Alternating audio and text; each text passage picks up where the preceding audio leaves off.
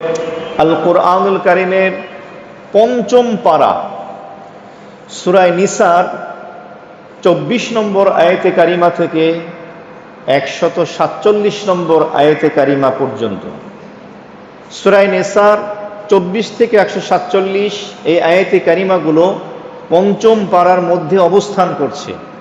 এই জন্য পঞ্চম পারার মূল মৌলিক বিষয় নিয়ে সংক্ষিপ্ত আকারে আলোচনা হবে গোটা পঞ্চম এই একটি পারার ওপরে। মহান আল্লাহ রাব্বুল আলামিন আমাদের সকলকে শুরু থেকে শেষ পর্যন্ত সবগুলো কথা ইখলাস ও বিনয়ের সাথে আমলের নিয়তে বলার এবং শোনার তৌফিক দান করুন, আমিন। পঞ্চম পারা শুরু হয়েছে সূরা নিসার ২৪ নম্বর আয়াতে কারিমার মাধ্যমে। ওয়াল মুহসানাতু মিনান নিসা ইল্লা মা মালাকাত আইমানুকুম কিতাবাল্লাহি আলাইকুম। মহান আল্লাহ রাব্বুল আলামিন এখানে আলোচনা করেছেন যেই সকল নারী বিবাহিতা যাদের স্বামী আছে তাদেরকে অন্য পুরুষের জন্য বিয়ে করা জায়েজ নেই। পঞ্চম পারার সূরা নিসার ২৪ নম্বর আয়াত শুরু হয়েছে। যে সকল নারীদেরকে ইসলামী শরীয়তে বিবাহ করা জায়েজ নেই তাদের মধ্যে একটি শ্রেণী হলো ওই সকল নারী যারা বিবাহিতা, যার স্বামী আছে। স্বামী থাকা অবস্থায় ওই বিবাহিতা নারীকে অন্য কোনো পুরুষের জন্য বিয়ে করা কি নাই, জায়েজ নেই, হারাম। কি চমৎকার অবস্থা! এই ২৬ সালেও আমাদেরকে দেখতে হচ্ছে এই জঘন্যতম হারাম কাজ। এক সেলিব্রিটি ক্রিকেটার খেলোয়াড় শোনা যায় যে অন্যের বিবাহিত স্ত্রীকে নিয়ে ঘর করতেছে, বলেন নাউযুবিল্লাহ। বিভিন্ন সময় পত্র পত্রিকায়, মিডিয়ায়, সোশ্যাল মিডিয়ায় আমরা দেখতে পাই, পাড়া প্রতিবেশীর মাধ্যমে আমরা অবগত হই যে একজন আর একজনের বিবাহিত স্ত্রী নিয়ে পালাইছে। আছে কিনা? আফসোস এবং পরিতাপের বিষয়, এই কুলাঙ্গার অনেক সময় দেখা যায় যে মসজিদের ইমামও আর একজনের বিবাহিত স্ত্রী নিয়ে পালাইছে, বলেন নাউযুবিল্লাহ। আছে কিনা? আছে। আলেম আছে, হুজুর আছে, গায়রে হুজুর আছে, জিনালে শিক্ষিত আছে, ইসলামিক শিক্ষিত আছে, অশিক্ষিত আছে, অথচ সুস্পষ্টভাবে বলে দেওয়া হয়েছে, কোনো ব্যাখ্যার প্রয়োজন নেই। পঞ্চম পারার প্রথম যে আয়াত সূরা নিসার ২৪ নম্বর আয়াতের প্রথম লাইনের শুধু বঙ্গানুবাদ, তর্জমাটা, অনুবাদটা একটু পড়বেন। আজকে কোরআনমুখী জীবন তো নাই, না আছে দেশের পার্থিব শিক্ষা ব্যবস্থা, না পাঠ্যপুস্তকে কোরআন আছে, না হাদিস আছে, না ইসলাম আছে, স্কুল কলেজ না ইউনিভার্সিটিতে আছে, না নৈতিক শিক্ষা আছে মানুষের ভিতরে, না সমাজ থেকে, না রাষ্ট্র থেকে, না পরিবার থেকে আছে। যার কারণে এই সমস্ত ধ্বংসাত্মক জঘন্যতম অপরাধের ভিতরে মুসলমানরা এভাবে লিপ্ত হচ্ছে। আল্লাহ পাক এই জঘন্যতম অপরাধ থেকে আমাদেরকে হেফাজত থাকার তৌফিক দান করুন। এই আয়াতে কারিমার শানে নুজুল প্রসঙ্গে এসছে মুসনাদ আহমদের হাদিস। নবীজির সাহাবী হযরত আবু সাঈদ খুদরি রাদিয়াল্লাহু তাআলা আনহু এই হাদিস বর্ণনা করেন। আওতাসের যুদ্ধ, এই যুদ্ধের ভিতরে কিছু অমুসলিমদের, কাফের মুশরিকদের স্ত্রী যারা যুদ্ধের ময়দানে নিয়ে এসেছিল, যুদ্ধ যখন শেষ হয়ে গেল, গনিমতের মাল হিসাবে শরীয়তের বিধান হলো যারা পরাজিত হয় শত্রুপক্ষের পুরুষগুলো কৃতদাস হয়ে যায়, মেয়েগুলো, নারীগুলো কৃতদাসী হয়ে যায়। তো শরীয়তের বিধান হলো দাসীর সাথে স্ত্রী সুলভ আচরণ করা যাবে, কিন্তু সাহাবায়ে কেরাম তাদের সাথে স্ত্রী সুলভ আচরণ করতে গিয়ে দ্বিধাবোধ করতেছিলেন, দ্বিধান্বিত হচ্ছিলেন যে এদের তো স্বামী আছে, যদিও তারা কাফের মুশরিক, কিন্তু এরা তো বিবাহিতা স্ত্রী, আর কোরআনে বলা হয়েছে কারো বিবাহিত স্ত্রীর সাথে স্ত্রী সুলভ আচরণ করা যাবে না, বিবাহ করা যাবে না। তো তারা তাদের সাথে মিলন করতে বিরত থাকছিলেন। চিন্তিত। তখন মহান আল্লাহ রাব্বুল আলামিন এই সূরা নিসা ৫ম পারার যে প্রথম আয়াত ২৪ নম্বর আয়াতে কারিমা নাজিল করে জানিয়ে দিলেন যে এই বিধান হলো মুমিন মুসলিম যদি কোনো নারী তার বিবাহিত স্বামী থাকে, সেই ক্ষেত্রে কোনো মুসলিম যুবকের পুরুষের মুসলিম বিবাহিতা নারীকে অন্য পুরুষের জন্য বিয়ে করা কি নাই, জায়েজ নেই। স্ত্রী সুলভ আচরণে লিপ্ত হওয়া জায়েজ নাই। কিন্তু তার স্বামী যদি কাফের মুশরিক হয়, যুদ্ধের ময়দান থেকে কৃতদাসী হিসেবে যদি আসে, তাহলে শরীয়তের এই বিধানের আওতায় পড়বে না, তাদের সাথে স্ত্রী সুলভ আচরণ করা যাবে। বুঝতে পারছেন? এটা কোন ক্ষেত্রে? মুসলমানদের ক্ষেত্রে। তো যাই হোক, মহান আল্লাহ রাব্বুল আলামিন এই কথাটাকে এখানে বলে দিলেন, কিতাবাল্লাহি আলাইকুম, আল্লাহ পাকের পক্ষ থেকে তোমাদের জন্য এটা শরীয়তের বিধান। ওয়া উহিল্লা লাকুম মা ওয়ারা'a যালিকুম, যে সকল নারীদেরকে নিষেধ করে দেওয়া হলো এরা ছাড়া অন্যান্য নারী যারা আছে শরীয়ত কর্তৃক তাদেরকে তোমরা বিবাহ বন্ধনে আবদ্ধ করতে পারবে, তোমাদের জন্য স্ত্রী হিসাবে গ্রহণ করা হলো হালাল।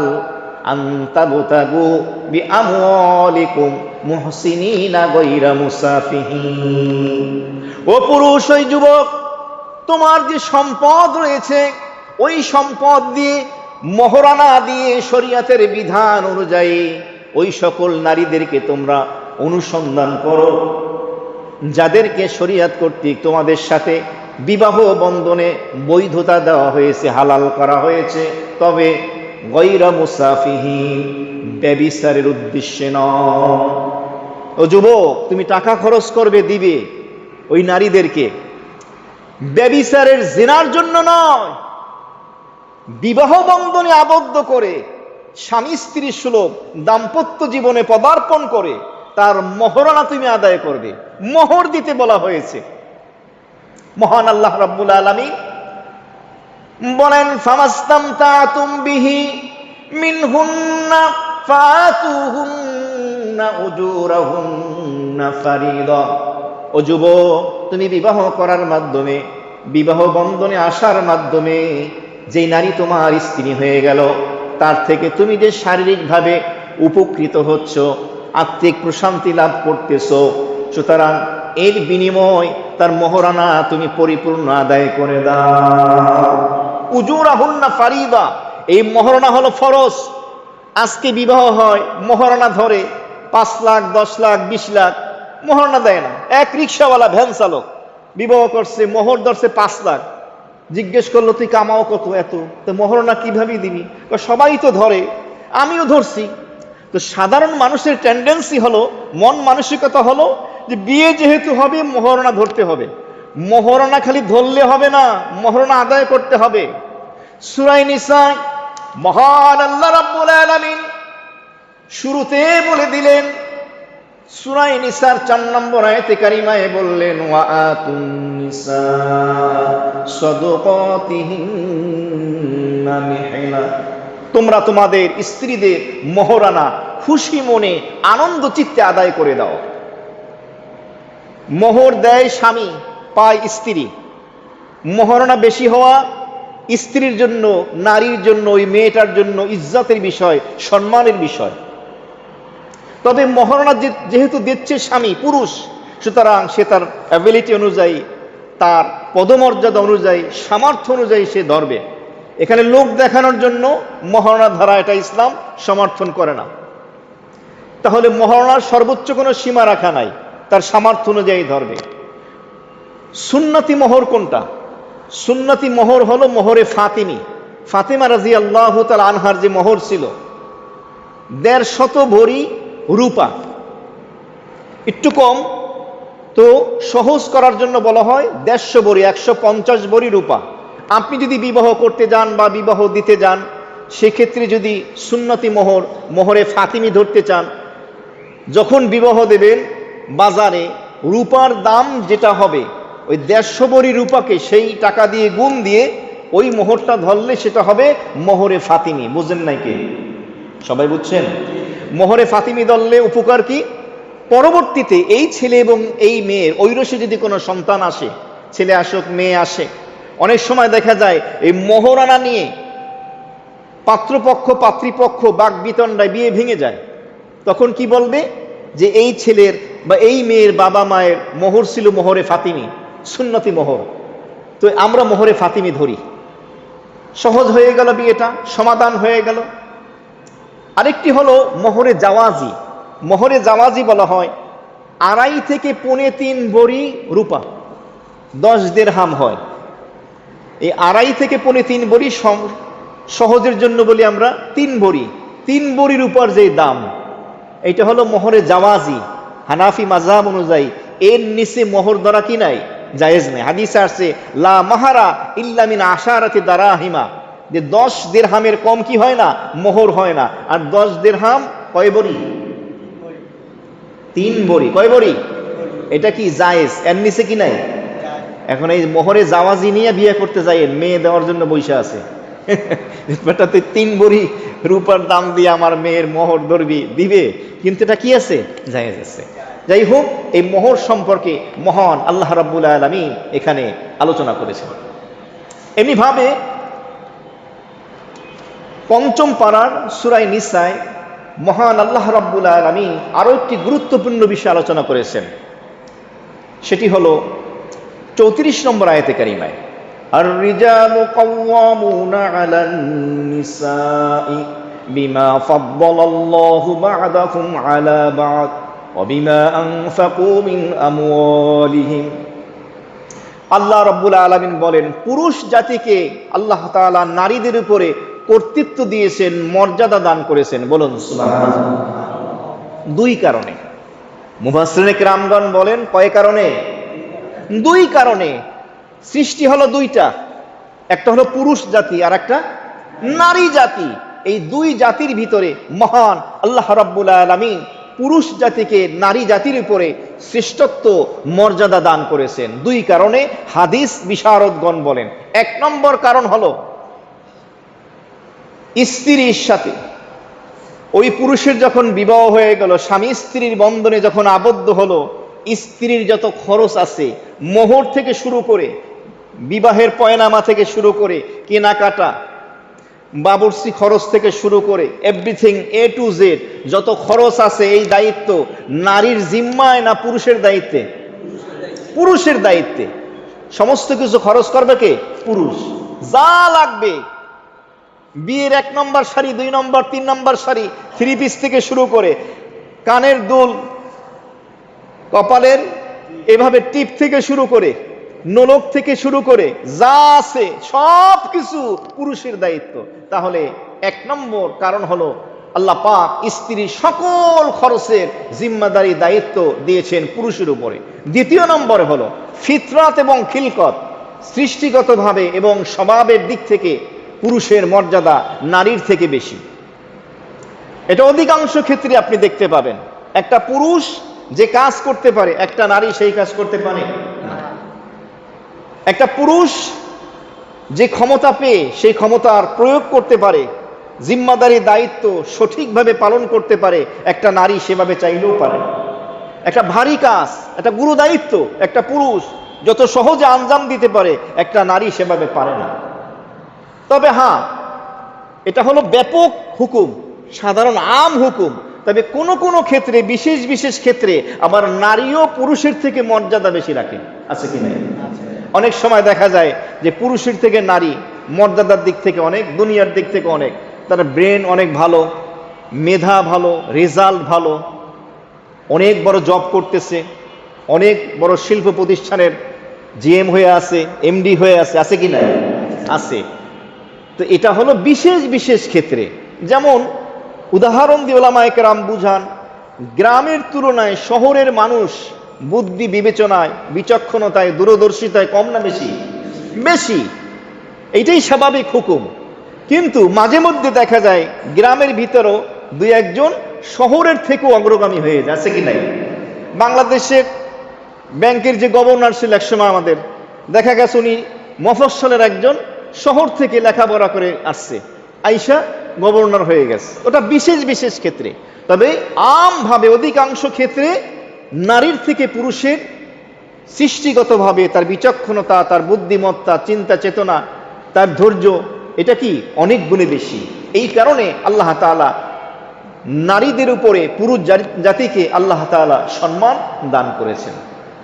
মুহতারাম হাজিরিন, তাহলে পঞ্চম পারার ভিতরে মহান আল্লাহ রাব্বুল আলামিন এই গুরুত্বপূর্ণ বিষয় নিয়ে আলোচনা করেছেন।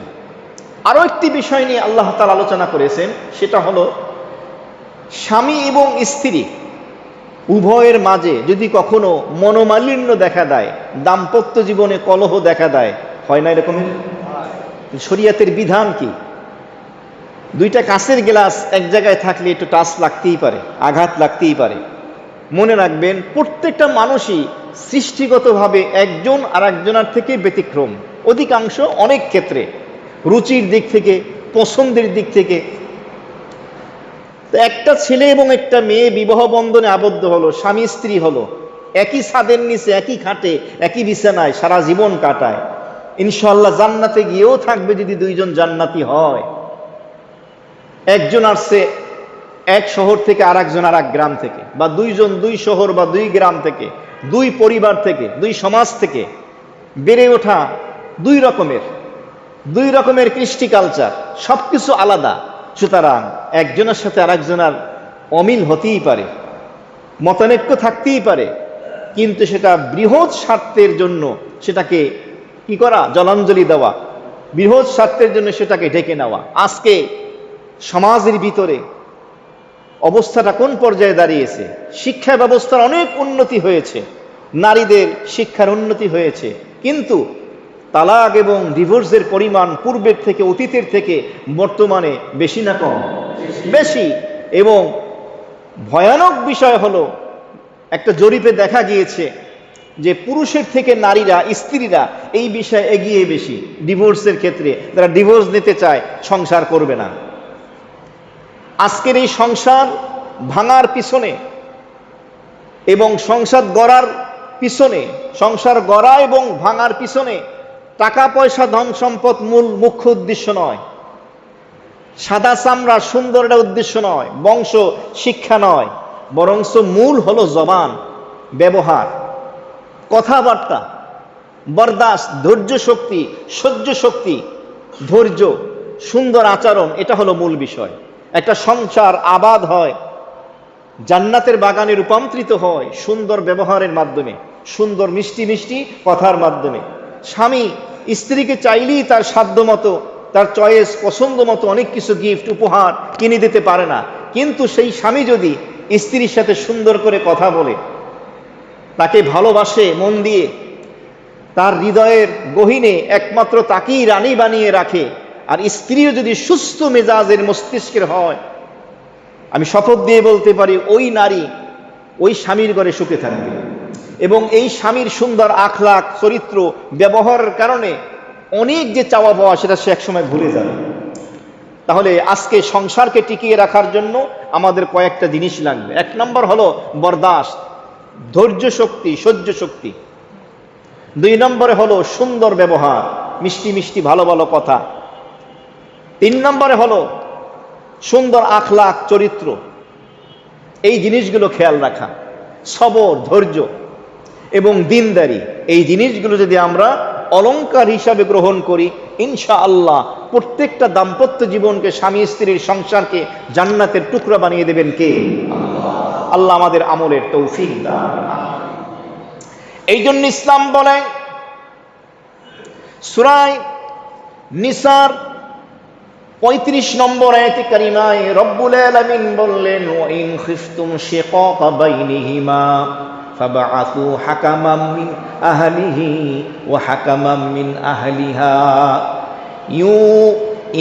ইউরিদা ইসলাহান ইউফিকিল্লাহু বাইনাহুমা ইন্নাল্লাহা কানা আলিমান খাবীরা।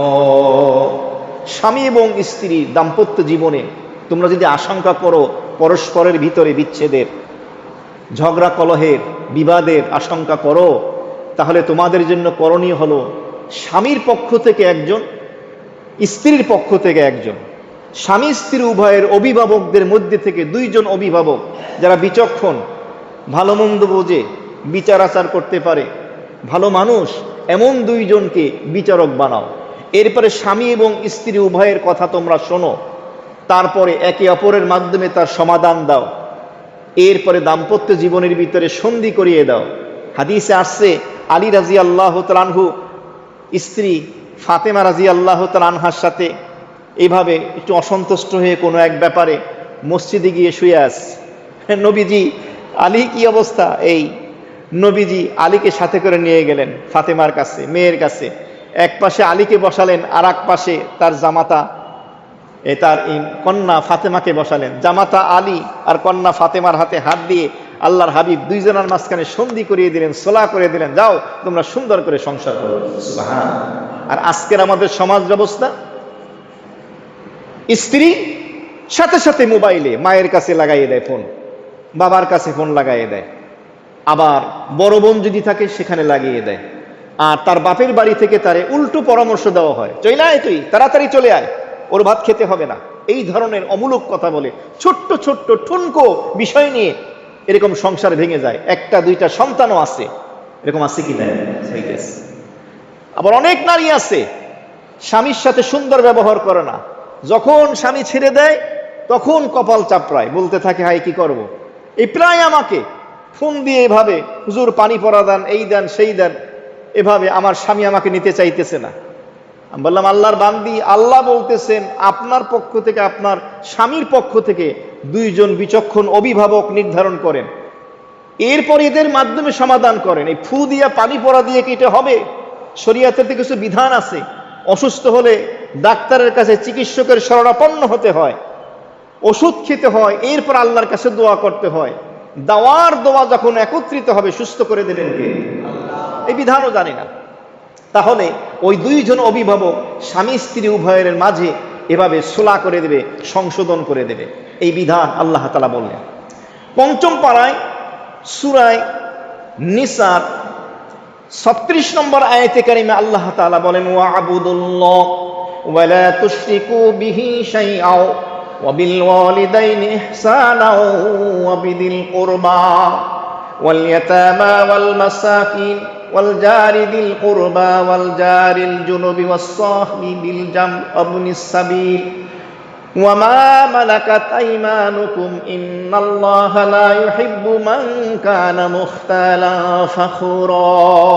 আল্লাহ পাক বলেন, ওয়া'বুদুল্লাহ, আই উ'বুদুল্লাহ, ও আমার বান্দারা। আল্লাহ বলতেছেন কিয়ামত পর্যন্ত আমার নবীর উম্মত, আনেওয়ালা উম্মতেরা, তোমরা এক আল্লাহর ইবাদত করো। আল্লাহ ইবাদতের হুকুম করেছেন।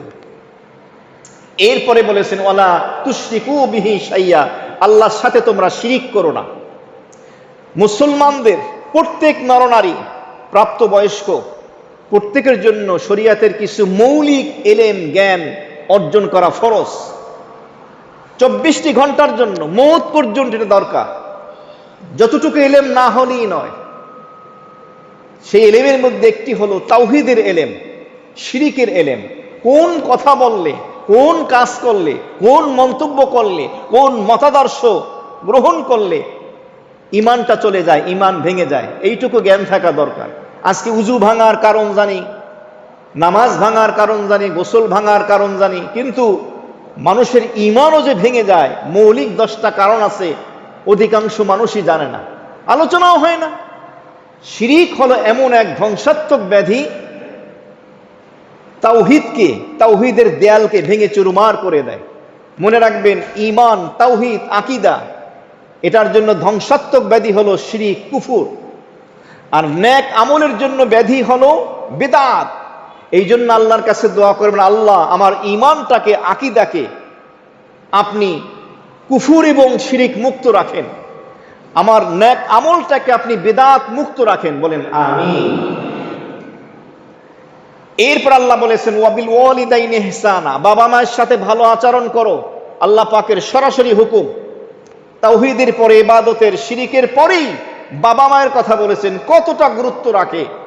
অবিদিল কুরবা, নিকট আত্মীয় স্বজন যারা রয়েছে তাদের সাথে ভালো ব্যবহার করো। এখন তো মোবাইলের যুগ, সোশ্যাল মিডিয়ার যুগ, চাইলে মোবাইলে একটা ফোন দিয়ে আলাপ করা যায়, কুশল বিনিময় করা যায়, সালাম কালাম বিনিময় করা যায়, সামর্থ্য অনুযায়ী বিপদ আপদে সাহায্য করা যায়।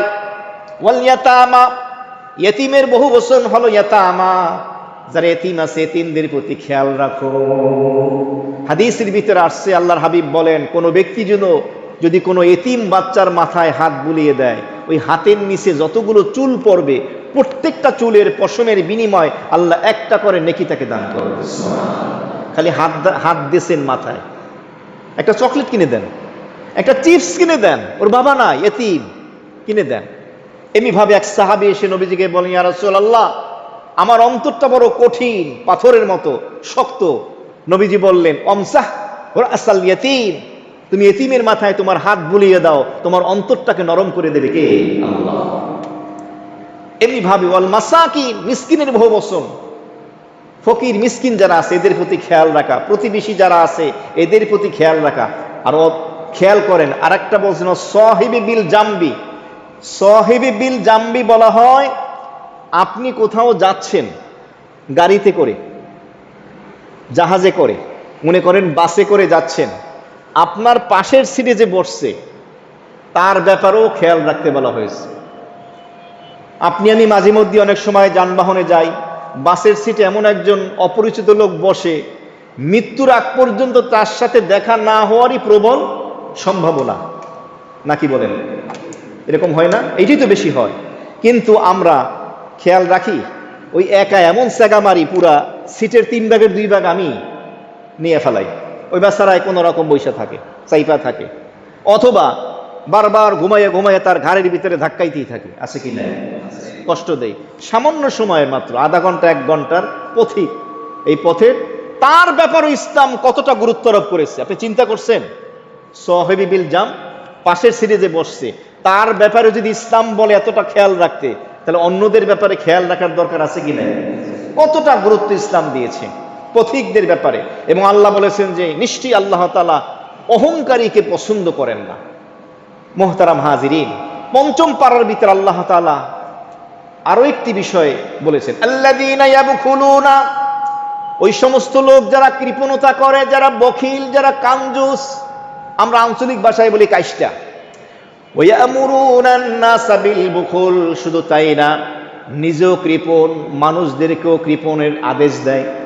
খালি কয় জমা, খালি স্যাপ দিয়ে গোনে আর খালি ব্যাংকে রাখে, না নিজে খায়, না বিবি বাচ্চারে খাওয়ায়, না ভালো পোশাক পরে, না ভালো জায়গায় থাকে।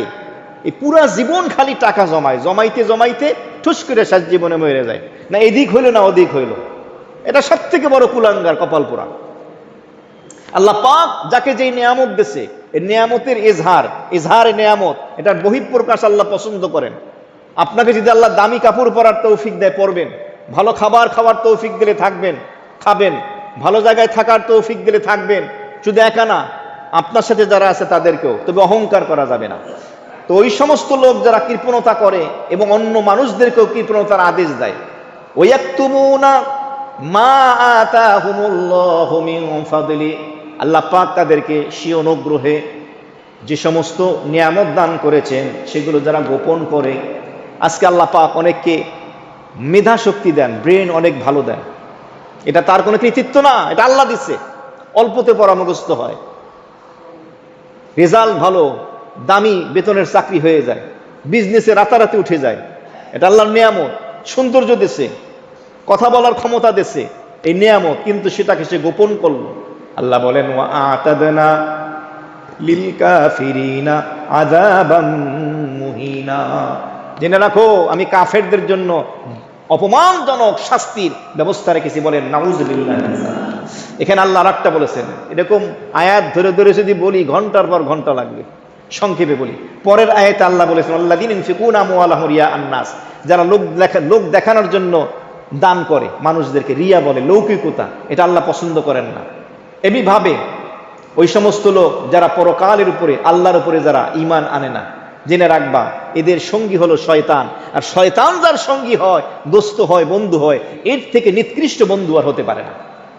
এমনিভাবে আল্লাহ তাআলা ৫ম পারায় সূরা নিসা ৪০ নম্বর আয়াতে আল্লাহ তাআলা আলোচনা করেছেন যে আল্লাহ পাক কারো প্রতি বিন্দু পরিমাণ জাররা সরিষা দানা পরিমাণ জুলুম করবেন না।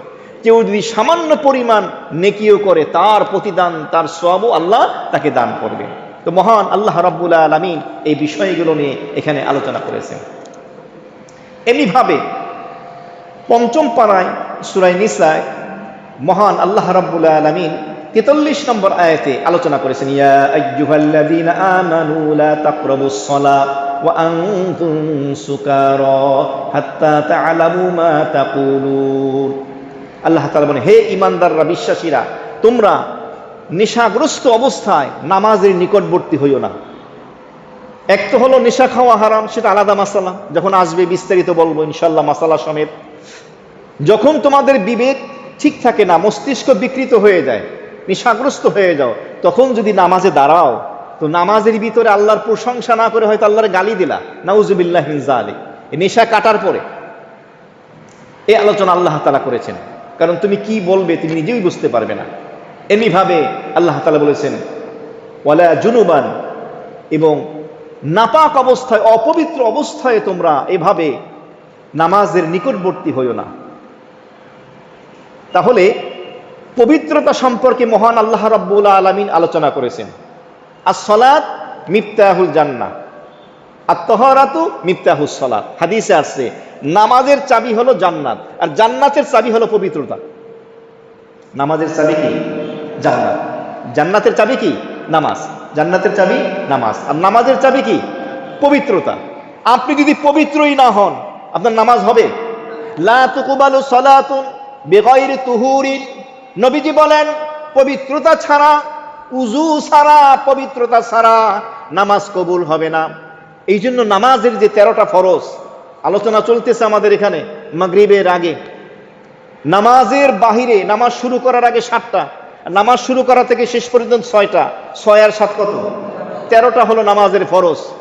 তার মধ্যে একটা হলো নামাজি ব্যক্তির শরীর পবিত্র হওয়া ছোট বড় সকল নাপাকি থেকে। 2 প্রকারের নাপাকি, একটা হলো বড় নাপাকি অর্থাৎ গোসল ফরজ, ফরজ গোসল করতে হবে, আর একটা হলো ছোট নাপাকি, গোসল ফরজ হয় নাই কিন্তু উজু নাই, কি করতে হবে? উজু করতে হবে। উজুর কথা বলা হয়েছে। এমনি ভাবে প্রকাশ্য অপ্রকাশ্য নাপাকি থেকে নামাজি ব্যক্তির শরীর পবিত্র হওয়া, পরিধেয় বস্ত্র পবিত্র হওয়া, নামাজের জায়গা পবিত্র হওয়া ইত্যাদি। মহান আল্লাহ রাব্বুল আলামিন পঞ্চম পারায় সূরা নিসায় পবিত্রতা নিয়ে আল্লাহ তাআলা আলোচনা করেছেন, এবং পবিত্রতার আলোচনা করতে গিয়ে এক পর্যায়ে আল্লাহ রাব্বুল আলামিন বলেছেন হাত্তা তাগাতাসিলু, যদি তোমাদের উপর গোসল ফরজ হয়ে যায় তাহলে ফরজ গোসল যতক্ষণ পর্যন্ত না করবে তোমরা কি করবে না? নামাজের ধারে কাছেও যাবে না। গোসল ফরজ হওয়ার কারণগুলো আমাদের জানতে হবে। এটা হলো মৌলিক ইলম জ্ঞান। প্রাপ্তবয়স্ক হওয়ার পরে সাবালিক সাবালিকা নারী এবং পুরুষ প্রাপ্তবয়স্ক হয়। ছেলেদের প্রাপ্তবয়স্ক হওয়ার আলামত হলো স্বপ্নদোষ হওয়া, এমনি ভাবে তার দেহের বিশেষ বিশেষ জায়গায় লোম গজানো, কণ্ঠ একটু মোটা হয়ে যাওয়া ইত্যাদি। নারীদের ক্ষেত্রে পিরিয়ড শুরু হয়ে যাওয়া, মাসিক হায়েজ শুরু হওয়া ইত্যাদি। তাহলে গোসল ফরজ হয় স্বপ্নদোষের মাধ্যমে, গোসল ফরজ হয় স্বামী স্ত্রীর মিলনের মাধ্যমে, গোসল ফরজ হয় কোনো নারী প্রতি মাসে যে অসুস্থ হয়, এই যে পিরিয়ড আসে সর্বনিম্ন হলো 3 দিন, সর্বোচ্চ হলো 10 দিন, ওই পিরিয়ড বন্ধ হওয়ার পরে তার জন্য গোসল করা ফরজ, কারণ তাকে নামাজ পড়তে হবে এখন। এমনি ভাবে কোনো মা বোন বাচ্চা প্রসব করার পরে, সন্তান জন্ম দেওয়ার পরে সর্বোচ্চ হলো 40 দিন, সর্বনিম্ন কোনো সময় নেই, কয়েক ঘন্টা হতে পারে, বন্ধ হওয়ার পরে তার জন্য গোসল করা ফরজ। এবার আসি এই ফরজ গোসল কিভাবে করব। ফরজ গোসলের ক্ষেত্রে খুব সংক্ষেপে আমি বলে দিচ্ছি, যেই পোশাকে গোসল ফরজ হয়েছে সর্বপ্রথম পেশাব এবং পায়খানার জরুরত থাকলে সেটা সেরে নেওয়া, এরপরে পেশাব এবং পায়খানার রাস্তা ভালো মতো ধৌত করে নেওয়া, যদি সম্ভব হয় যেই পোশাকে গোসল ফরজ হয়েছে পোশাকটা আলাদা ধুয়ে নেওয়া এবং আলাদা একটা কাপড় পরে নেওয়া, তা না হলে ওই পোশাকের যেই যেই জায়গায় নাপাকি লেগেছে ওগুলো আগে ধুয়ে নেওয়া, দেহের যে যে অংশে নাপাক লেগেছে ধুয়ে নেওয়া, তাহলে বাহ্যিকভাবে সে কিন্তু 50% পরিষ্কার হয়ে গেল। এখন সে গোসল করবে। গোসলের আগে উজু করা হলো সুন্নত, গোসলের পরে আর সে উজু করবে না। নামাজের উজু যেভাবে করি সেভাবেই করব। তবে হ্যাঁ, ফরজ গোসলের উজুর ক্ষেত্রে মাসালা হলো, যদি আপনি রোজাদার না হন, রোজা যদি না রাখেন, এই অবস্থায় যদি আপনি ফরজ গোসল করেন, তাহলে গড়গড়ার সময় ভালো মতো গড়গড়া করতে হবে, পানি যেন ভালো মতো পৌঁছে। এমনিভাবে নাকে পানি দেওয়ার সময় ভালোভাবে পানি দিতে হবে, যেন নাকের নরম জায়গায় পানি পৌঁছে। এরপরে গোটা অঙ্গ আপনি উজুর পরে এমনভাবে ধৌত করবেন, মাথা থেকে পায়ের নিচ পর্যন্ত একটা পশমের গোড়াও যেন শুকনো না থাকে, জানি পানি পৌঁছে। যদি পানি পৌঁছতে বাধা প্রদান করে, ফরজ গোসল আদায় হবে না, পবিত্র হয় নাই, নামাজ পড়লে নামাজ হবে না। মেয়েরা হাতে নেইল পালিশ দিয়েছে, এই অবস্থায় ফরজ গোসল করলে হবে? এমন লিপস্টিক যদি হয় যেটা একটা পর্দা তৈরি করে দেয়, আবরণ তৈরি করে দেয়, পানি পৌঁছাতে বাধা প্রদান করে, গোসল হবে না। মা বোন, ফরজ গোসলের আগে হাতের নেইল পালিশ বা ওই সমস্ত প্রসাধনী যেগুলো পানি পৌঁছাতে বাধা প্রদান করে, সেগুলো অবশ্যই আপনারা দূর করে নেবেন। এমনি ভাবে ময়দা আটার খামিরা রুটি বানাতে গিয়ে তার কিছু অংশ নখের ভিতরে ঢুকে গেছে, ফরজ গোসলের সময় যদি সেটা থাকে আর যদি পানি পৌঁছাতে বাধা প্রদান করে, ফরজ গোসল হবে না। এমনি ভাবে মা বোন যারা আছে, নাকের নোলক, কানের দুল, ঝুমকা, হাতের আঙুলের 8-7 আংটি, ব্রেসলেট, এগুলো ফরজ গোসলের সময় নাড়িয়ে নাড়িয়ে পানি পৌঁছাতে হবে, যাতে গোসলের ফরজ সঠিকভাবে আদায় হয়। পরিপূর্ণভাবে এভাবে গোসল করতে হবে। তাহলে ফরজ গোসল সম্পর্ক মহান আল্লাহ রাব্বুল আলামিন এখানে আলোচনা করেছেন। এরপরে মহান আল্লাহ রাব্বুল আলামিন আরো আলোচনা করেছেন, وَإِن كُنتُم مَّرْضَىٰ أَوْ عَلَىٰ سَفَرٍ أَوْ جَاءَ أَحَدٌ مِّنكُم مِّنَ الْغَائِطِ أَوْ لَامَسْتُمُ النِّسَاءَ فَلَمْ تَجِدُوا مَاءً فَتَيَمَّمُوا صَعِيدًا طَيِّبًا فَامْسَحُوا بِوُجُوهِكُمْ وَأَيْدِيكُمْ إِنَّ اللَّهَ كَانَ عَفُوًّا غَفُورًا।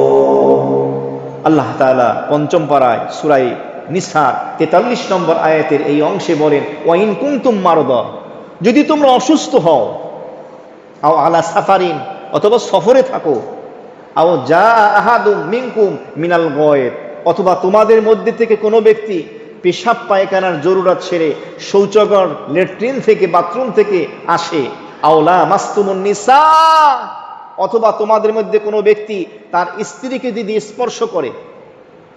এই স্পর্শের দ্বারা তাফসীরের ভিতরে আসছে, স্বামী স্ত্রী যদি মিলন করে, শুধু উভয়ের লজ্জাস্থান একত্রিত হয়েছে, রেতপাত হয়নি, গোসল ফরজ। বিস্তারিত আলোচনা এখন করব না, গোসল ফরজ হয়ে গেল। ফালাম তাজিদু মা আন, তোমরা যদি পানি না পাও। এই পানি না পাওয়ার দুইটা অর্থ। একটা অর্থ হলো আপনি এমন একটা জায়গায় অবস্থান করছেন, আশেপাশে 1 মাইলের ভিতরে পানি নাই, অথবা আপনি আপনার ফ্ল্যাটের ভিতরে আবদ্ধ, আপনার ফ্ল্যাটের নলকূপ ছাড়লেন, ঘরে খোঁজ করলেন, কোথাও কি নাই, পানি নাই। জানালা খুলে আশেপাশের প্রতিবেশীর কাছ থেকেও পানি নিতে পারতেছেন না। নামাজের সময় শেষ পর্যায়ে, কথা বুঝতেছেন, ট্যাঙ্কিতে পানি আছে কিন্তু মোটর কাজ করতেছে না। এমন এক জায়গায় গাঁও গ্রামে গেছেন, কূপের ভিতরে পানি আছে, বালতি নাই, রশি নাই, পানি ব্যবহার করতে পারবেন? আর একটা পানি না পাওয়ার অর্থ হলো পানি আছে কিন্তু আপনার অসুস্থতা এতটা মারাত্মক, একজন দিনদার অভিজ্ঞ ডাক্তার বলেছে এই মুহূর্তে আপনি পানি ব্যবহার করলে মারা যাবেন, অঙ্গহানি হবে, দীর্ঘমেয়াদী রোগে আক্রান্ত হইতে পারেন। তাহলে আপনি পানি ব্যবহার করতে পারবেন? তখন আপনি কি করবেন? আল্লাহ বলেন ফাতায়াম্মামু, তোমরা তায়াম্মুম করো। তখন কি করবা? তায়াম্মুম করবা। পানি ব্যবহারে অক্ষম হলে, আমি তায়াম্মুম সম্পর্কে একটা জুমা বিস্তারিত আলোচনা করেছি। তায়াম্মুমের A to Z যত আলোচনা আছে, সমস্ত মাসালা সমেত। মহান আল্লাহ রাব্বুল আলামিন বললেন, পানি ব্যবহারে যদি অক্ষম হও, পানি যদি না পাও, ব্যবহার করতে যদি সক্ষম না হও, ফাতায়াম্মামু সয়িদান তাইয়্যিবা, পবিত্র মাটির দ্বারা তোমরা তায়াম্মুম করে নাও। তায়াম্মুমের ফরজ হলো 3টা। কয়টা? কথা কন। 1 নম্বর ফরজ হলো নিয়ত করা। কি করা? নিয়ত করা। এই ফাতায়াম্মামু, তায়াম্মুম শব্দের অর্থই হলো পবিত্রতার ইচ্ছা করা, নিয়ত করা। এখানে নিয়তের অর্থ পাওয়া গেছে। কি দ্বারা? নিয়ত করতে হবে। কেন? কারণ পানি দিয়ে যখন আমরা উজু করি আমাদের হাত পায়ের চেহারার ময়লা দূর হয় কিনা বলেন? কথা বলেন। হয়, বাহ্যিক দূর হয়ে যায় না? কিন্তু তায়াম্মুম করেন তো বালি দিয়া, মাটি দিয়া, ময়লা দূর হয় না, ময়লা আরো লাগে। এই জন্য ইসলাম বলতেছে অন্তত আল্লাহর হুকুম পালনের জন্য নিয়ত করো, পবিত্রতার কি করো? নিয়ত করো। আল্লাহ তুমি এই বিধান দিছো। কারণ হাদিসের মধ্যে এসছে, নবীজি বলেন আমার উম্মতকে সমস্ত নবীর উম্মতের উপরে 3টা জিনিসের মাধ্যমে শ্রেষ্ঠত্ব মর্যাদা দান করা হয়েছে। বলেন সুবহানাল্লাহ। 1 নম্বরে কি? 1 নম্বরে নবীজি বলেন মহান আল্লাহ রাব্বুল আলামিন আমার উম্মতের নামাজের কাতারগুলোকে কাসুফুফিল মালায়েকা, ফেরেশতাদের কাতারের মর্যাদা দান করছেন। সুবহানাল্লাহ। 2 নম্বরে হলো আমার উম্মতের জন্য গোটা পৃথিবীর জমিনকে আল্লাহ মসজিদ বানাই দিয়েছে। বলেন সুবহানাল্লাহ। অন্যান্য উম্মতের জন্য নির্দিষ্ট জায়গা ছিল ইবাদত করার জন্য, ওখানে করলেই আদায় হবে, অন্য জায়গায় করলে কি হবে না। উম্মতে মুহাম্মাদের শ্রেষ্ঠত্ব মর্যাদা আছে। বিমানে থাকেন, উড়োজাহাজে, নৌকায় থাকেন, রেলগাড়িতে, ট্রেনে থাকেন, বাসে থাকেন, জমিনে থাকেন, মসজিদে থাকেন, খানকায় থাকেন, ঘরে থাকেন, খাটে থাকেন, মেঝেতে থাকেন, যদি নামাজ পড়েন কবুল করবে কে? কারণ নবী বলেছেন গোটা জমিনকে আমার উম্মতের জন্য আল্লাহ মসজিদ বানায় দিয়েছে। আর 3 নম্বরে শ্রেষ্ঠত্ব হলো নবী বলেন যদি আমার উম্মত কখনো পানি ব্যবহারে অক্ষম হয়, পানি ব্যবহার করতে না পারে, তাহলে পবিত্র মাটিকে পবিত্রতা অর্জনকারী তায়াম্মুমের জন্য বানিয়ে দিয়েছে। সুবহানাল্লাহ। 2 নম্বরে ফরজ হলো ফামসাহু বিউজুহিকুম, ওই যে 2টা হাত জমিনে রেখে চেহারা একবার মোলা, গোটা চেহারা।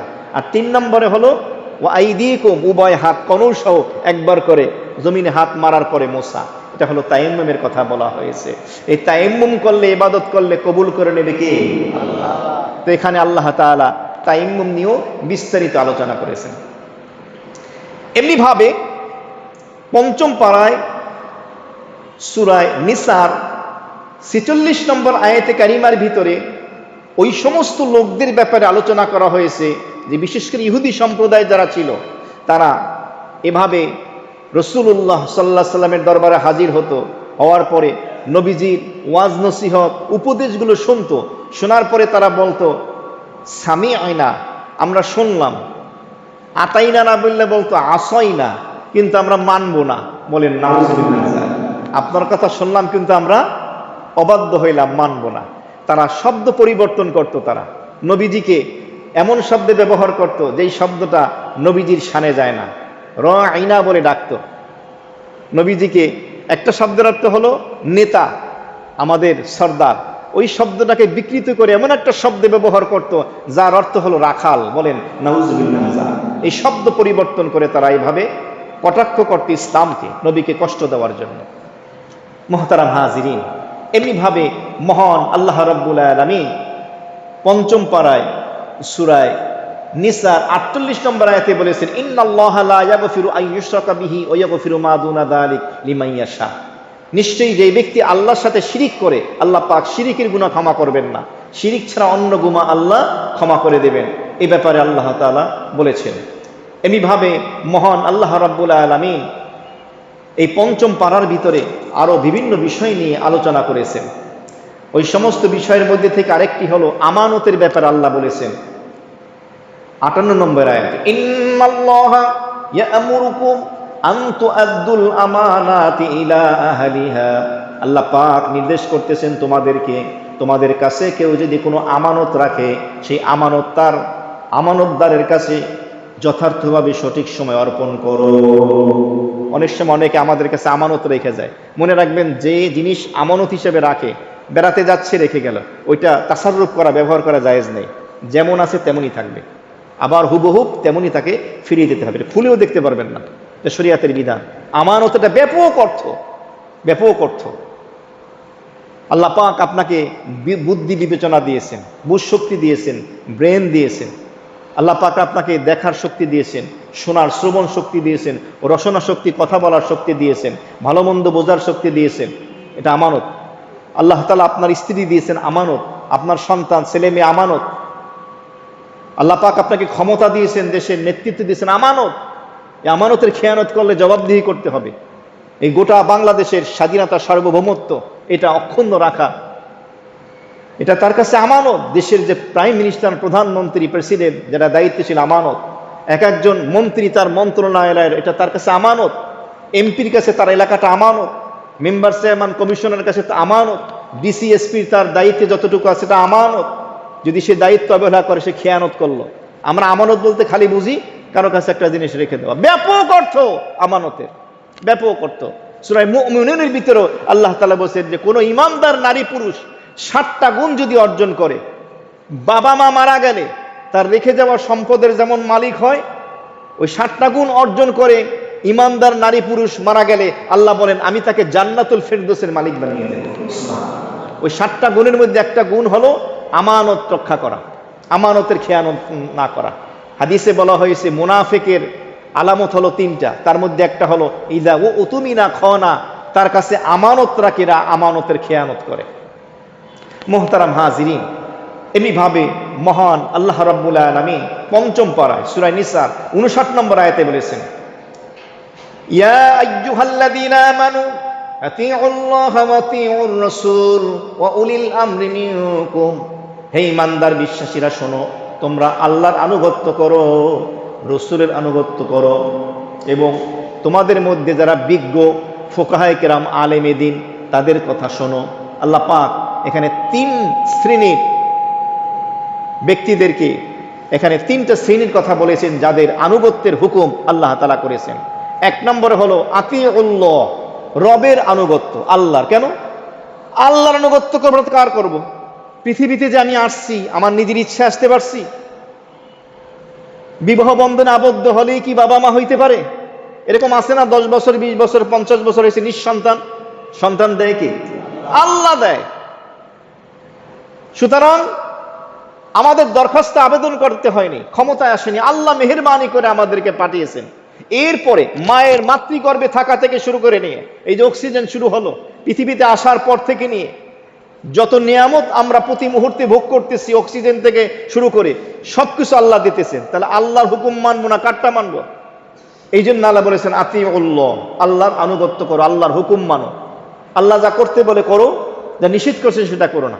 2 নম্বরে বললেন আতিউর রাসূল, আমার রসুলের আনুগত্য করো। কেন? কারণ আল্লাহর পরিচয় আমরা জানতে পারতাম না।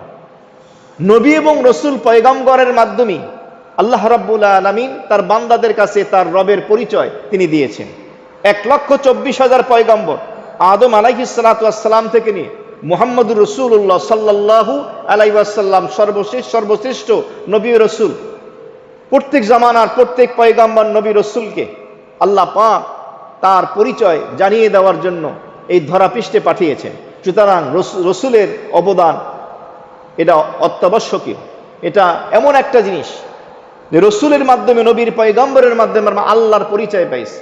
আল্লাহ বলেন যে আমার রসুলের আনুগত্য করো, কারণ কোরআন এবং হাদিস বলে যে রসুলের আনুগত্য করলো সে আল্লাহর আনুগত্য করলো, যে রসুলের নাফরমানি করলো সে আল্লাহর নাফরমানি করলো।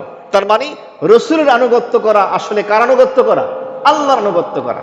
আর একটা শ্রেণীর কথা বলেছেন উলিল আমরি মিনকুম, তোমাদের মধ্যে যারা বিজ্ঞ আলেমে দ্বীন আছেন তাদের কথাও তোমরা শোনো। কেন? কারণ তারা কোরআন এবং হাদিস থেকে আল্লাহ রসুলের কথাগুলো তোমাদেরকে শোনায়। যতক্ষণ পর্যন্ত তারা কোরআন এবং হাদিসের শরীয়তের সঠিক মেসেজ তোমাদের পর্যন্ত পৌঁছাবে তোমরা তাদের কথা শুনবা। এই 3টা শ্রেণীর কথা বললেন। তাহলে আল্লাহর আনুগত্য করার অর্থ হলো কোরআন মোতাবেক জীবন গড়া। রসুলের আনুগত্য করা এর অর্থ হলো মুফাসসিরিনে কেরামগণ বলেন হাদিসের উপরে আমল করা। আর ফুকাহায়ে কেরাম, বিজ্ঞ আলেমী দ্বীনের আনুগত্য করা, তাদের কথা শোনা, এর অর্থ হলো ফিকহ শাস্ত্র মানা, শরীয়তের বিধানাবলী মাসালাগুলো সঠিকভাবে জানা। মহান আল্লাহ রাব্বুল আলামিন এমনিভাবে সূরা নিসায় 5ম পারার ভিতরে আরো বিভিন্ন বিষয় নিয়ে আলোচনা করেছেন। ওই সমস্ত বিষয়ের ভিতরে আরেকটি বিষয় হলো আল্লাহ পাক সূরা ফাতিহার ভিতরে আমাদেরকে দোয়া শিখিয়েছেন যে বলো ইহদিনাস সিরাতাল মুস্তাকিম। আল্লাহ আমাদেরকে সিরাতে মুস্তাকিমের উপরে চলান, সঠিক সরল পথে পরিচালিত করেন। একথা আল্লাহ তাআলা বলেছেন, হুকুম দিয়েছেন। এখন সিরাতে মুস্তাকিম কোনটা? আল্লাহ বলেন সিরাতাল্লাযীনা আনআমতা আলাইহিম, সিরাতে মুস্তাকিম হলো ওই সমস্ত লোকদের পথ যেই পথে যেই লোকেরা চলার কারণে আল্লাহ পাকের পক্ষ থেকে নিয়ামত লাভ করেছে, ওইটা হলো সিরাতে মুস্তাকিমের পথ। ওই পথের কথা আল্লাহ তাআলা বলেছেন। এ কথা বলতে গিয়ে পঞ্চম পারায় সূরা নিসা 59 নম্বর আয়াতে আল্লাহ বলবেন তারা কারা। وَمَن يُطِعِ اللَّهَ وَالرَّسُولَ فَأُولَٰئِكَ مَعَ الَّذِينَ أَنْعَمَ اللَّهُ عَلَيْهِم مِّنَ النَّبِيِّينَ وَالصِّدِّيقِينَ وَالشُّهَدَاءِ وَالصَّالِحِينَ وَحَسُنَ أُولَٰئِكَ رَفِيقًا। যারা আল্লাহ এবং তার রাসূলের আনুগত্য করে সিরাতে মুস্তাকিমের পথে হাঁটে, তারা হলো ওই সমস্ত ব্যক্তি আনআমাল্লাহু আলাইহিম, যাদেরকে আল্লাহ তাআলা নিয়ামত দান করেছেন। তারা কারা? চারটা শ্রেণী। কয় শ্রেণী? 4 শ্রেণী। নম্বর 1 আন-নাবিয়্যিন, নবীর বহু বচন। নাবিয়্যুনা, নাবিয়্যিন, হালাতে জরুরি এবং নসবিতে ইয়া মাকাবালে মকসুর নুনে মফতু হয়েছে, অর্থাৎ ইয়া তার পূর্বে জের আর নুনের উপর জবর। এটা আরবি একটি গ্রামার। নবীদের পথ 1 নম্বর। আর সিদ্দিকিন, সিদ্দিকিনদের পথ। শুহাদা, শহীদদের পথ। সালিহিন, সালিহিনদের পথ। তাহলে নিয়ামত প্রাপ্ত সিরাতে মুস্তাকিমের পথ কয় শ্রেণীর? 4 শ্রেণীর। 1 নম্বরে নবী রাসূলদের পথ। 2 নম্বরে হলো সিদ্দিকিন, সিদ্দিকিন মানে সাহাবায়ে কেরাম। 3 নম্বরে শুহাদা, যারা আল্লাহর রাস্তার দ্বীনের জন্য শহীদ হয়েছেন। 4 নম্বরে হলো সালিহিন, যারা নেককার দিনদার, তাদের কথা বলা হয়েছে। এরাই হলো সর্বোত্তম তোমাদের বন্ধু সতীর্থ। তো মহান আল্লাহ রাব্বুল আলামিন এই হুকুম এখানে প্রদান করেছেন। এমনিভাবে মহান আল্লাহ রাব্বুল আলামিন পঞ্চম পারায় সূরা নিসা 75 নম্বর আয়াতে বলেছেন ওমা লাকুম লা তুকাতিলুনা ফি সাবিলিল্লাহ, তোমাদের কি হলো, তোমরা কেন আল্লাহ রাব্বুল আলামিনের রাস্তায় জিহাদ করো না, লড়াই করো না তোমাদের জান এবং মাল দিয়ে। আল মুস্তাদআফিনা মিনার রিজালি ওয়ান নিসা ওয়াল উইলদান, ওই সমস্ত দুর্বল পুরুষ, নারী, ছোট্ট ছোট্ট শিশু বাচ্চা, আল্লাযীনা ইয়াকুলুনা, যারা বলতে থাকে নির্যাতিত হয়ে নিপীড়িত হয়ে বলে রব্বানা, ও আমাদের প্রতিপালক, আরশে আজিমের মালিক, আসমান জমিনের মালিক আল্লাহ, আখরিজিনা মিন হাযিহিল ক্বরিয়াতিজ যালিমি আহলুহা, আমাদের এই ভূখণ্ডে, আমাদের দেশের ভিতরে যে রয়েছে অধিবাসী, যে শাসক, এ হলো বড় জালেম, এই জালেমকে আপনি এখান থেকে বের করে দেন। ওয়াজআল লানা মিন লাদুনকা ওয়ালিয়্যা, আপনার পক্ষ থেকে একজন অভিভাবক বানিয়ে দেন। ওয়াজআল লানা মিন লাদুনকা নাসীরা, আপনার পক্ষ থেকে একজন সাহায্যকারী পাঠান। এই আয়াতের জ্বলন্ত জীবন্ত প্রমাণ হলো গাজা, ফিলিস্তিন, আর বর্তমানে এই চলমান সপ্তাহে হলো ভারতের পশ্চিমবঙ্গ। জালেম বিজেপি আসার পরে, এই মমতা যে ভালো তাও না, কিন্তু ওর থেকে ভালো ছিল। মুসলমানদের উপরে নির্যাতন নিপীড়ন ছিল না। আজকে প্রকাশ্যে গরু জবাই করতে গেলে তাকে বেদম প্রহার করা হচ্ছে। মসজিদগুলো বুলডোজার দিয়ে ভেঙে দেওয়া হচ্ছে। জুমার নামাজে মুসল্লি ঢুকতে দেয় না, ভিডিও দেখা যাচ্ছে। আগুন জ্বালিয়ে দেওয়া হচ্ছে। মুসলমানদের বাড়ি ঘরগুলো এভাবে জ্বালিয়ে দেওয়া হচ্ছে। আল্লাহ জালেমদেরকে নাস্তানাবুদ করে দেয়। বলি আমিন। 5 ওয়াক্ত নামাজের পরে দোয়া করেন না? অন্তত দোয়া তো করতে পারি। আল্লাহর কাছে দোয়া করেন, আল্লাহ যেন তাদের জান ও মালকে হেফাজত করেন, ঈমান আমলকে যেন হেফাজত করেন। ধর্ম নিরপেক্ষ দেশ, ওদের সংবিধানে আছে, ওরা বলা নিজেরা দাবি করে।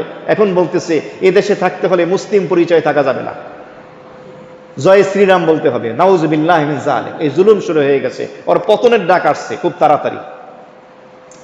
মুহতারাম হাজিরিন, এই আলোচনাগুলো মহান আল্লাহ রাব্বুল আলামিন করেছেন। এমনিভাবে পঞ্চম পারায় 76 নম্বর আয়াতে বলেছেন আল্লাযীনা আমানু ইউকাতিলুনা ফি সাবিলিল্লাহ ওয়াল্লাযীনা কাফারু ইউকাতিলুনা ফি সাবিলিত তাগুত, যারা ঈমানদার তারা আল্লাহর রাস্তায় জিহাদ করে, আর যারা কাফের তারা জিহাদ করে শয়তানের রাস্তায়। কার রাস্তায়?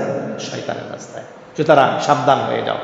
আল্লাহ তাআলা এই বিভিন্ন বিষয়গুলো নিয়ে আলোচনা করেছে। এমনিভাবে আল্লাহ তাআলা এই পঞ্চম পারায় সূরা নিসা 78 নম্বর আয়াতে মউত সম্পর্কে বলেছেন আইনামা তাকুনু ইউদরিকুমুল মাউত ওয়ালাউ কুনতুম ফি বুরুজিন মুশাইয়াদা, তোমরা যেখানেই থাকো, দুর্ভেদ্য কঠিন মজবুত প্রাচীরের মধ্যে দুর্গের ভিতরেও যদি আত্মগোপন করো, বডিগার্ড যদি হাজারো রাখো, মৃত্যু তোমাদেরকে পাকড়াও করবে, মৃত্যুর হাত থেকে পালাইতে পারবে না, উপায় নাই। আল্লাহ তাআলা একথা বলে দিলেন। সুতরাং সাবধান হয়ে যাও। এমনি ভাবে ৮০ নম্বর আয়াতে কারিমে আল্লাহ বলেছেন, মাইয়ুতি'র রাসূলা ফাকাদ আতা আল্লাহ, যেই ব্যক্তি রসুলের আনুগত্য করে অবশ্যই সে আল্লাহর আনুগত্য করল। একটু পূর্বে আমি বলেছিলাম আর এই আয়াতে কারিমায় সেই বিষয়টি ফুটে উঠেছে। এমনিভাবে এই পঞ্চম পারায় সূরা নিসা ৮২ নম্বর আয়াতে কারিমে আল্লাহ বলেছেন, আফালা ইয়াতাদাব্বারুনাল কুরআন, তাদের কি হলো, তারা কোরআন নিয়ে গবেষণা করে না কেন? আজকে কোরআন শেখার লোক নাই, বসে থাকে। এই যে আমাদের মুয়াজ্জিন সাহেব, হাফেজ সাহেব, মাগরিবের পরে একজন দুইজন লোক নিয়ে বসে আছে তৃতীয় তলায়, লোক নাই। অথচ এই যে ব্যবসা করতেছে, আশেপাশে আছে, 10টা মিনিট 20টা মিনিট আধা ঘন্টা সময় দিতে পারে না, কোরআন শিখতে পারে না? এত কিছু করার সময় হয়, মোবাইল সাফার টেপার সময় হয় তোমার, ফেসবুকে ঘন্টার পরে ঘন্টা ইউটিউব চালাইতে পারো, সারা রাত জায়গায় কোরআন পড়তে পারো না, কপাল পোড়া কুলাঙ্গার। কোরআন পড়ার লোক নাই, কোরআন শেখার লোক নাই, কোরআনের তাফসিরে লোক খুঁজে পাওয়া যায় না। প্রত্যেকটা মসজিদে তাফসিরের ব্যবস্থা করা দরকার। এরকম যদি কোনো মসজিদে থাকে, টাকা দিতে হবে না, বললেন আমি ফ্রি তাফসির করে দিয়ে আসবো মাসে একবার ইনশাআল্লাহ। ব্যবস্থা করে না কোরআন শোনান মানুষদেরকে।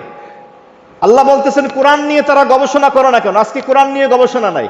মাদ্রাসা থেকে ছেলেগুলো কোনো রকম লামসাম লেখাপড়া করে বের হয়, না কোরআনের অর্থ বোঝে, না তাফসির বোঝে, না ব্যাখ্যা বোঝে, কিছু করতে পারে না। আউল ফল কিছু কথা বইলা মাহফিল করে বাস শেষ, 50,000 পকেটে ঢুকে বাড়ি, গাড়ি নিয়ে টান। না আছে গবেষণা, না আছে স্টাডি, না আছে মানুষের জীবন ঘনিষ্ঠ মাসালা নিয়ে আলোচনা। আল্লাহ পাক গবেষণার কথা বলেছেন, গবেষণাগার নাই তো। কই স্বাধীনতার পরে বাংলাদেশে কোরআনের তাফসির লেখছে, কয়টা তাফসির লেখছে বলেন বাংলা ভাষায়? অথচ বিজ্ঞ বড় বড় বিদগ্ধ আলেম আমরা পেয়েছি না? বিভিন্ন জায়গায় সময় দিতে আছে, কিন্তু কোরআনের পিছনে সময় নেই। আজকে সেগুলো যদি তারা রেখে যেত, পরবর্তী প্রজন্ম নবীন প্রবীণদের কাছ থেকে নবীনরা এমন মেসেজ পাইতো কোরআনের, যে যার দ্বারা উম্মাকে আরো সঠিক পথের দিশা দেখাতে পারত।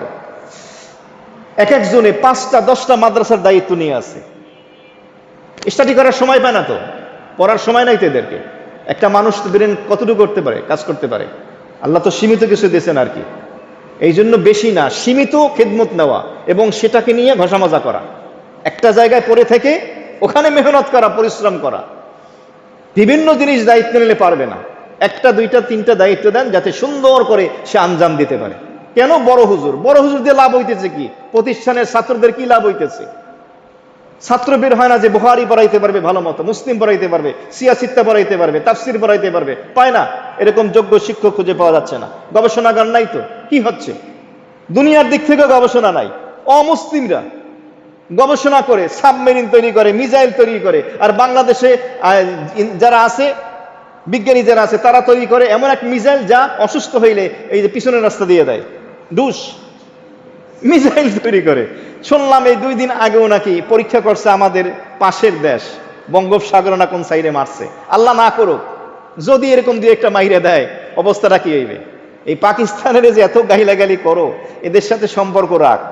ওরা যদি হাক ডাক দেয়, এই দাদাদের কাপড় নষ্ট হয়ে যাবে। তো সম্পর্ক করে এমন লোকের সাথে যার সাথে গোলামীর জীবন, দাসত্বের জীবন চায়, স্বাধীনতার জীবন চায় না। মুসলমান ভালো লাগে না, অমুসলিম ভালো লাগে। একটা পাইছে 71-এর চেতনা, এখন এই চেতনা দিয়ে ঠেকাও, যদি আসে হামলা, দেখি কেমন ঠেকাইতে পারো। মহান আল্লাহ রাব্বুল আলামিন এমনিভাবে পঞ্চম পারার সূরা নিসার ভিতরে বিভিন্ন বিষয় বলেছেন। মাইয়াশফা শাফা হাসানা, কোনো ব্যক্তি যদি ভালো কোনো কাজের সুপারিশ করে, ইয়াকুল্লাহু নাসিবুম মিনহা, তাহলে তার সে একটা অংশ প্রতিদান সওয়াব পাবে। একটা লোক নিরপরাধ দোষ করে নেয়, তাকে ধরে নিয়ে যাচ্ছে, আপনি বলেন যে লোকটা তো নির্দোষ, তার পক্ষে আপনি সাক্ষ্য দেন না, তা করি না আমরা, ভীত সন্ত্রস্ত হয়ে থাকি।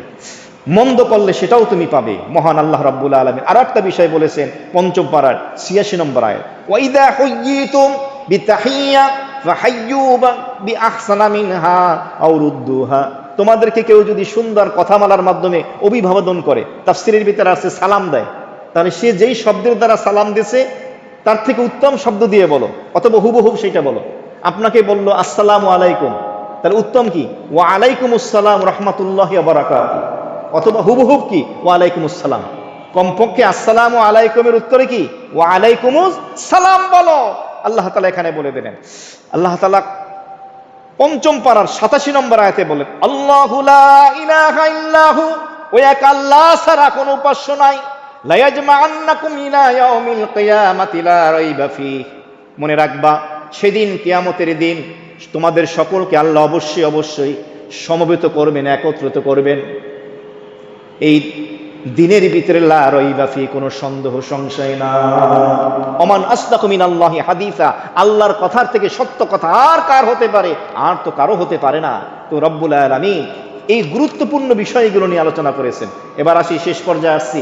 মহান আল্লাহ রব্বুল আলামিন পঞ্চম পারায় সূরা নিসার 92 নম্বর আয়াতে কারিমার ভিতরে হত্যাকাণ্ড কেউ যদি সংগঠিত করে এই অপরাধের কি শাস্তি সেটা বলেছেন। ওমা কানা লিমুমিনিন আন ইয়াকতুলা মুমিনান ইল্লা খাতাআ, ওমান কাতালা মুমিনান খাতাআন ফাতাহরিরু রাকাবাতিন মুমিনাতিন ওয়াদিয়াতুন মুসাল্লামাতুন ইলা আহলিহি ইল্লা আন ইয়াসাদদাকু। মহান আল্লাহ রাব্বুল আলামিন বললেন, কোন মুমিন ইমানদারের জন্য সমীচীন নয় সে অন্য কোন মুমিন ব্যক্তিকে হত্যা করে, তবে ভুলবশত। এই হত্যার মোটামুটি 4-5 প্রকার। একটা হলো কতলে আমাদ, ইচ্ছাকৃত হত্যা। আর একটা হলো কতলে শিবে আমদ, ইচ্ছাকৃত না, ইচ্ছা করে নাই, তবে কাছাকাছি আংশিক।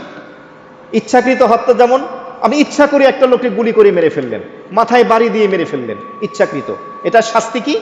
এটার শাস্তি হলো কঠিন শাস্তি, কেসাস। কি শাস্তি হবে সেই শাস্তির ব্যাপারে বলে দেওয়া হয়েছে যে এইরকম যদি ইচ্ছাকৃত কেউ কাউকে হত্যা করে, সূরা নিসার 93 নম্বর আয়াত আল্লাহ বলেছেন, ওয়ামান ইয়াকতুল মুমিনান, কোন ব্যক্তি যদি কোনো মুমিন ব্যক্তিকে হত্যা করে মুতাআম্মিদান, ইচ্ছাকৃত জেনে বুঝে হত্যা করে, তার শাস্তি দেখেন, ফাজাযাউহু জাহান্নাম, তার শাস্তি হলো, তার প্রতিদান হলো সে জাহান্নামে যাবে, খালিদান ফিহা, চিরস্থায়ী থাকবে, কোনোদিন বের হবে না। অগদিবা আলাইহি, অগদিবাল্লাহু আলাইহি, 2 নম্বরে শাস্তি হলো আল্লাহ তার উপরে রাগান্বিত থাকবেন, যেই রহমত ছাড়া কোনো উপায় নাই বাঁচার। ওয়ালা আনাহু, আল্লাহ পাক 3 নম্বর শাস্তি হলো তার উপরে লানত দেন, অভিশাপ দেন। 4 নম্বর শাস্তি ওয়া আদাল্লাহু ওয়া আদালাহু আযাবান আযীমা, আল্লাহ পাক তার জন্য অনেক বড় শাস্তি জাহান্নামে প্রস্তুত করে রেখেছেন। ইচ্ছাকৃত এই যে গেল জুলাই অভ্যুত্থান, 1,500-এর অধিক লোকগুলোকে প্রশাসনের লোকেরা জনগণের টাকায় কেনা গুলি দিয়ে আর্মি থেকে শুরু করে পুলিশ মেরেছে কিনা? দুনিয়াতে যদি বিচার না হয় আল্লাহর কাঠগড়ায় তোমার বিচার হবে। তুমি যত বড় হাজি হও উপায় নাই। বিডিআর হত্যা থেকে শুরু করে যারা যেখানে হত্যা করেছে, ইচ্ছাকৃত হত্যার শাস্তি এটা পরকালে। আর দুনিয়ায় কি হবে? দুনিয়া হলো কেসাস। কেসাস কি? কেসাস হলো হত্যার পরিবর্তে হত্যা। কেউ যদি কাউকে ইচ্ছাকৃত হত্যা করে তাহলে শরীয়তের বিধান হলো, ইসলামী রাষ্ট্র যদি হয় তাহলে বিচারের মাধ্যমে তাকেও মৃত্যুদণ্ড দেওয়া হবে। এটা হলো কেসাস। আর দ্বিতীয় পদ্ধতি হলো, যদি মৃত ব্যক্তির আত্মীয় স্বজনরা রাজি হয়ে যায় যে ঠিক আছে আমরা হত্যার পরিবর্তে হত্যা, মৃত্যুদণ্ড চাই না, আমরা তাকে মাফ করে দেব, তবে দিয়াত দিতে হবে। দিয়াত, দিয়াত কি? উঁচু মানের 100 উট, উঁচু মানের 100 উট। কেউ কেউ বলেন তার ভিতরে 60টা উট থাকবে গর্ভবতী, মানে দামি, এরকম 100 উট সমপরিমাণ। টাইম দেওয়া হবে 3 মাস বা 3 বছর বলা হয়, এর ভিতরে সে দেবে। এই 100 উট তাকে দিতে হবে। 100 উটের দাম কত? একটা উটের সর্বনিম্ন কইতে পারে 5 লাখ ধরেন, তাহলে 100 উটের দাম কত হবে? 5 কোটি টাকা একটা মানুষের জীবনের দাম। আর এখন মারা গেলে কি দেয়? 1 লাখ টাকা 2 লাখ টাকা ধরাইয়ে দেয়। ইসলাম যদি থাকতো মানুষ উপকৃত হইতো না ক্ষতিগ্রস্ত হইতো? কেউ কাউকে ভয়ও ধারে কাছে যাইতো না। ওর 14 গোষ্ঠী 100 বার বেচলেও এই 5 কোটি টাকা খুঁজে পাওয়া যেত না। যে কথা বলতেছিলাম এটা হলো কতলে আমদ, ইচ্ছাকৃত। আর একটা হলো শিবে আমদ, ইচ্ছাকৃতর আংশিক। কিভাবে? আসলে এমন একটা পাথর তার দিকে মেরেছে যেটা তাকে আঘাত করার জন্য, মারার জন্য না, বা এমন জিনিস দিয়ে তাকে মেরেছে সাধারণত যা দিয়ে মারা হয় না, এটাকে বলা হয় শিবে আহমদ, আংশিক ইচ্ছাকৃত। এক্ষেত্রে কেসাসের পরিবর্তে কেসাস না, কেসাসের পরিবর্তে দিয়া। তো 100 উট দেবে আর তার জন্য কাফফারা আছে। কাফফারা কি? কাফফারা হলো সে একটা গোলাম বা বান্দি, একটা গোলাম কৃতদাস আজাদ করবে। আর বর্তমানে যেহেতু সেটার প্রচলন নেই, আর সম্ভব না হলে একটানা 2 মাস 60 দিন তাকে রোজা রাখতে হবে, দিয়ত আদায় করতে হবে, কিন্তু তওবা করতে হবে। 3 নম্বরে হলো কতলে খতা, ভুলবশত কাউকে হত্যা করা। যেমন আপনি পাখি মারার জন্য গুলি করছেন, ঘটনাক্রমে ওই গুলি গিয়ে আর একজনের গায়ে লাগছে, আপনি কি ওই ব্যক্তিকে মারার জন্য গুলি মারছেন? তো অনিচ্ছাকৃত ভুলে যেটা হয়, এটার ক্ষেত্রেও কেসাস হয় না, মৃত্যুর পরিবর্তে মৃত্যু না, মৃত্যুদণ্ড না, এটার ক্ষেত্রেও দিয়ত, ওই যে 100 উট দিয়ে দেবে। এরপরে সে কাফফারা আদায় করবে, অর্থাৎ গোলাম আজাদ করবে, সম্ভব না হলে সেভাবে 2 মাস একটানা রোজা রাখবে। আর একটা হলো কথে শিবহে খতা, মানে ভুলটা হয়েছে সেটা আংশিক ভুল হয়েছে, আংশিক ভুল, ঘটনাক্রমে এভাবে এক জায়গায় গর্ত করে রাখছে, তো যাওয়ার সময় সেই গর্তের ভিতরে একটা লোক মারা গেছে, আপনি চান নাই তাকে মারার জন্য, বা গাড়ি ড্রাইভ করে যাচ্ছেন, অনিচ্ছাকৃত হয়তো একটা লোক মারা গেছে, এটাকে কেউ কেউ কতলে খতা বলে, শিবে কথাও বলে। এক্ষেত্রেও শরীয়তের ওই বিধান, কেসাস হবে না, মৃত্যুদণ্ড হবে না, তবে হ্যাঁ তাকে এভাবে 100 উট বা তার সমপরিমাণ টাকা মূল্য নিহত ব্যক্তির আত্মীয় স্বজনকে দিতে হবে। দেবে কে? যে মারছে, হত্যাকারী, ওই ব্যক্তির আত্মীয় স্বজনরা দেবে বা তার সম্পদ থেকে দেবে। এবং তাকে কাফফারা স্বরূপ তওবা, গোলাম আজাদ সক্ষম না হলে 2 মাস সেইভাবে রোজা রাখবে। তো মহান আল্লাহ রাব্বুল আলামিন এখানে এই বিষয়গুলো নিয়ে আলোচনা করেছেন। 5ম পারায় সূরা নিসার ভিতরে মহান আল্লাহ রাব্বুল আলামিন আরো কয়েকটি বিষয় নিয়ে আলোচনা করেছেন। তার মধ্যে একটা হলো সলাতুল খৌফ। সলাতুল খৌফ এটা কোন কিসের নামাজ? এটা বলা হয় আপনার যুদ্ধের ময়দানে, যুদ্ধ চলাবস্থায় যদি নামাজের সময় হয়ে যায়, তখন এই মুহূর্তে আপনি কিভাবে নামাজ পড়বেন, ওই শরীয়তের সেই বিধান সম্পর্কে এখানে বলে দেওয়া হয়েছে। এমনিভাবে মহান আল্লাহ রাব্বুল আলামিন এই 5ম পারায় সূরা নিসার ভিতরে আরেকটি বিষয় নিয়ে আলোচনা করেছেন, সেটি হলো সলাতুল উস্তা, মাঝামাঝি নামাজ। মুফাসসিরিন কিরামগণ বলেন এই নামাজ দ্বারা উদ্দেশ্য হলো আসরের নামাজ। আসরের নামাজের গুরুত্ব আরোপ করা হয়েছে কেন? এই টাইমটায় দুনিয়াদাররা, ব্যবসায়ীরা ব্যস্ত থাকে, এই নামাজটা অনেকের কাজা হয়ে যায়। এক হাদিসের ভিতরে আসছে, কারো যদি আসরের নামাজ ছুটে যায়, কেমন জানি তার পরিবার পরিজন, ব্যবসা, সম্পদ সব তার থেকে ছুটে গেল, মানে সে অনেক বড় ক্ষতিগ্রস্ত হয়ে গেল। এমনিভাবে মহান আল্লাহ রাব্বুল আলামিন এই 5ম পারায় সূরা নিসার ভিতরে ব্যবসা সম্পর্কে আলোচনা করেছেন। ব্যবসা হলো হালাল, কিন্তু সেটা হালালভাবে, বৈধভাবে তোমরা সেই ব্যবসার কাজ পরিচালনা করো। এমনিভাবে আল্লাহ পাক মুনাফিকদের যে চরিত্র, জঘন্যতম চরিত্র, সুযোগবাদী, একবার এদিকে একবার ওদিকে, দুদুল্যমান অবস্থায় থাকে, এদের ব্যাপারে আল্লাহ তাআলা এভাবে নিষেধ করেছেন। এই যে হত্যা সম্পর্কে আমরা শুনলাম কিছুক্ষণ আগে, আজকের নিউজ আপনারা জানেন, গাজীপুরে কাপাসিয়া এলাকায় এক কুলাঙ্গার স্বামী, তার স্ত্রী, শালা এবং 3টা কন্যা সন্তান, 1 বছরের একটা বাচ্চাও আছে। এই নিউজ দেখার পরে আমার কলিজার ভিতরে এমন একটা মোচড় দিছে, মনে হয় হৃদয় রক্তকরণ শুরু হয়ে গেছে প্রত্যেকটা মানুষের। এত বড় কুলাঙ্গার নির্মমভাবে জবাই করছে, মারছে। এই জন্য আমি সুযোগ হলিস, খেয়াল থাকলে, স্মরণ থাকলে আমি বলি, ছেলে মেয়েদেরকে বিয়ে করানোর সময়, বিবাহের সময় একটু খেয়াল নিয়েন।